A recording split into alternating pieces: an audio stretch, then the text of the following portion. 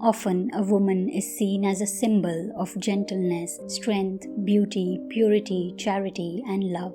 But even the most gentle of the creatures, even the most innocent, are bound to lose their path because of the company they are in, or their circumstances, or their own vanity. This is a story of one such woman who had lost her path in darkness and was brought back into the light again. One day, a crowd gathered on the streets, and as Jesus was preaching, the so-called religious teachers and other self-assumed holy people brought a woman who was caught in the act of adultery and threw her in front of the crowd. The crowd hurled abuses at her and shouted, "This woman is adulterous and impure, a sinner, and as per the law she should be stoned." The religious teachers wanted to test and trap Jesus into saying something ungodly, and so they asked him, "What do you say?" Jesus just stooped down to the ground and scribbled in the dust with his finger. The crowd still kept shouting and demanding an answer from Jesus. So he stood up and said, "All right, let the one who has never sinned be the first one to throw a stone." When the accusers heard this, they took a step back and slipped away one by one, because there were none who had never sinned. And at the end, only Jesus was left in the middle with the woman. He said to her, "Where are your accusers now? Isn't even one of them left to condemn you?" She said with tears, "No, Lord." And Jesus said to her, "Neither do I condemn you. Go and sin no more." The woman then leaves and changes her way of life. This story teaches us to look within ourselves before judging and condemning others. Even the worst among us is deserving of God's mercy.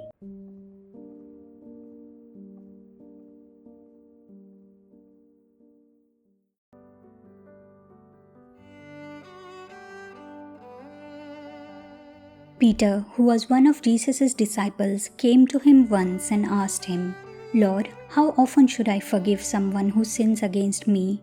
Is it 7 times?" So Jesus replies, "No, not 7 times, but 70 times 7. This story revolves around this specific teaching from Jesus.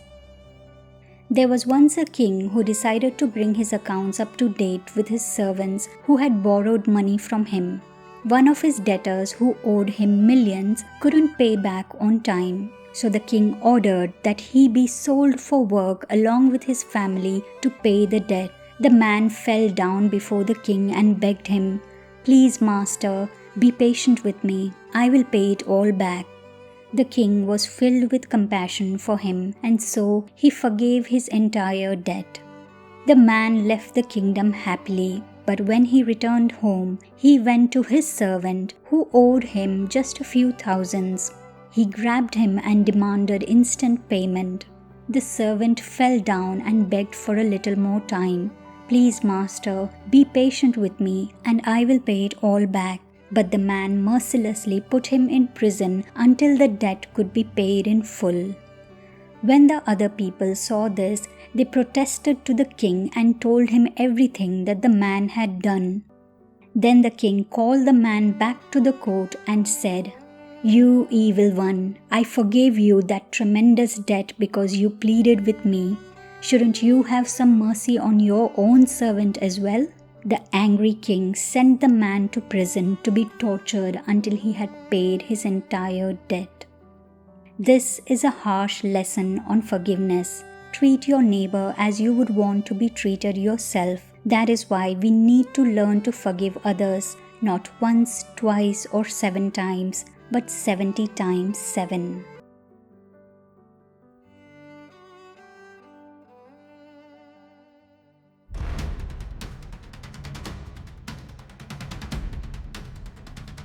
This is probably the most powerful story of forgiveness in the Bible, or in fact in the whole history of humanity.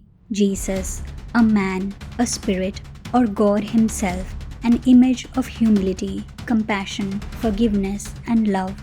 Born in a humble manger, dedicated his whole life to his Father's mission.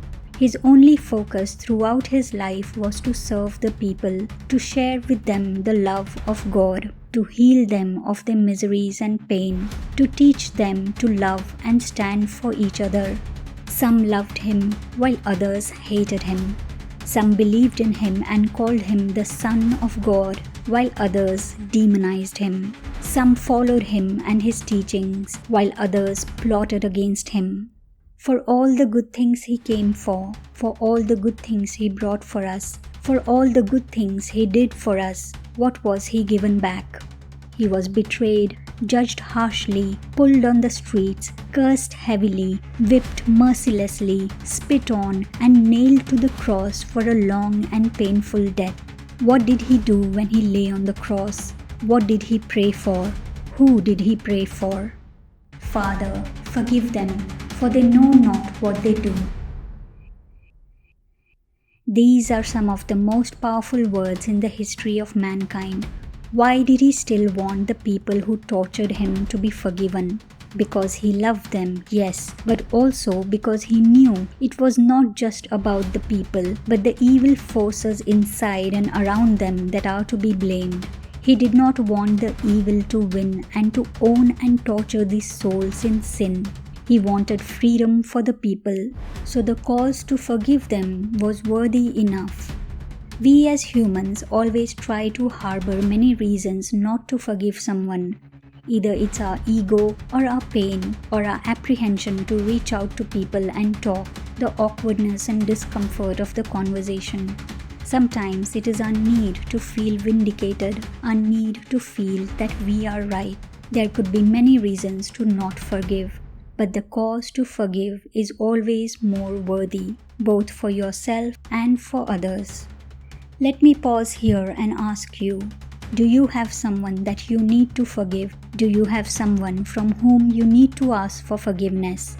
What are you waiting for?